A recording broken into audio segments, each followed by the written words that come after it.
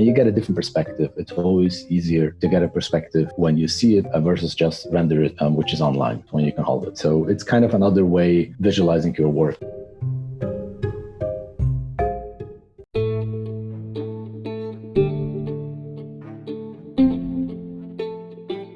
Hi everyone, thanks for tuning into Nodes of Design. To help support our mission spread knowledge, we have a very special guest on today's episode. Let's welcome Aaron, who is a president and founder at SelfCAD, which is a fully featured 3D modeling and 3D printing software that keeps up to the industry standards design flow while providing an intuitive and self-explanatory UX to anyone so that people can experiment and build products on 3D.